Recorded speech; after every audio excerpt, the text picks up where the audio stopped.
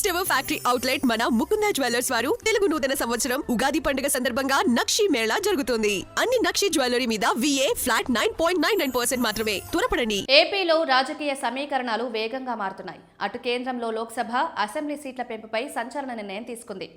MP, MLA స్థానాలు 50% మేర పెరగడం ఖాయంగా కనిపిస్తోంది. దీంతో వచ్చే ఎన్నికల లక్ష్యంగా ఇప్పటికే కూటమి, వైసీపీ వ్యూహాలను అమలు చేస్తున్నాయి. 2024లో ఓటమికి దారితీసిన నిర్ణయాలను జగన్ దిద్దుబాటు మొదలుపెట్టారు. టీడీపీ కంచుకోటలో అభ్యర్థులను ఖరారు చేస్తూ తాజాగా కీలక నిర్ణయం తీసుకున్నారు. మాజీ సీఎం జగన్ 2029 ఎన్నికల లక్ష్యంగా నియోజకవర్గాల వారీగా నివేదికలు సేకరిస్తున్నారు. 2029 నాటికి అసెంబ్లీ, లోక్సభ సీట్లు పెరిగే అవకాశం ఉండడంతో స్థానికంగా సామాజిక సమీకరణాలకు ప్రాధాన్యత ఇస్తూ ముందస్తుగానే అభ్యర్థుల ఖరారుపైన ఫోకస్ చేశారు. అందులో భాగంగా టీడీపీ కంచుకోటగా ఉన్న నియోజకవర్గాల్లో అభ్యర్థులను ఆచితూచి ఎంపిక చేస్తున్నారు. 2024 ఎన్నికల్లో సామాజిక లెక్కల పేరుతో సిట్టింగ్ ఎమ్మెల్యేలను ఇతర నియోజకవర్గాలకు బదిలీ చేశారు. ఈ నిర్ణయం బూమ్రాంగ్ అయింది. భారీ నష్టాన్ని మిగిల్చింది. దీంతో ఎమ్మెల్యేలను 2019లో గెలిచిన సొంత నియోజకవర్గాలకు తిరిగి కేటాయిస్తున్నారు.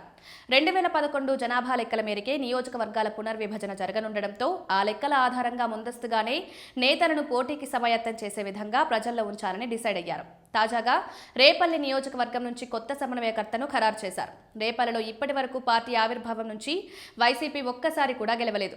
కాంగ్రెస్ తర్వాత టీడీపీకి నియోజకవర్గం కంచుకోటగా మారింది. వైసీపీ ఏర్పాటు నుంచి 2019 వేవ్లోనూ టీడీపీనే గెలిచింది. అక్కడిప్పుడు కొత్త లెక్కలు తెర మీదకి వస్తున్నాయి. 2029 ఎన్నికల్లో ఎలాగైనా గెలవాలనే లక్ష్యంతో వైసీపీ ఇప్పటి నుంచే వ్యూహాలు అమలు చేస్తోంది. 2024 ఎన్నికలకు ముందు అప్పటి వరకు ఇన్ఛార్జిగా ఉన్న నేతను తప్పించి కొత్త వారికి సీట్ ఇచ్చింది. తిరిగి టీడీపీ నుంచి పోటీ చేసిన అనగాని సత్యప్రసాద్ గెలిచి మంత్రి అయ్యారు. దీంతో వచ్చే ఎన్నికల కోసం ముందస్తుగానే అక్కడ వైసీపీ కొత్త ఇన్ఛార్జిని ప్రకటించింది.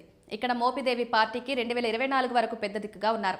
తర్వాత ఆయన టీడీపీలో చేరారు. 2024లో ఇక్కడ వైసీపీ గౌడ సామాజిక వర్గానికి చెందిన ఈపూరి గణేష్ను గత ఎన్నికల్లో బరిలోకి దించారు. ఆ ఎన్నికల్లో గణేష్ ఓడిపోయారు. వరుస విజయాలతో టీడీపీ బలం పెరగడంతో పాటు అనగాని సత్యప్రసాద్ను మంత్రి పదవి వరించింది. ఈ క్రమంలోనే గౌడ సామాజిక వర్గానికి చెందిన పీటా నాగమోహన్ కృష్ణ వైపు మొగ్గు చూపింది. నియోజకవర్గంలోని నగరం, మండలం పీటావారిపాలెంకు చెందిన మోహన్ హైదరాబాద్లో రియల్ ఎస్టేట్ వ్యాపారం చేస్తున్నారు. ఆర్థికంగా బలమైన అభ్యర్థి కావడంతో పాటు గౌడ సామాజిక వర్గానికి చెందిన వ్యక్తి కావడంతో అతని వైపు మొగ్గినట్లు తెలుస్తోంది.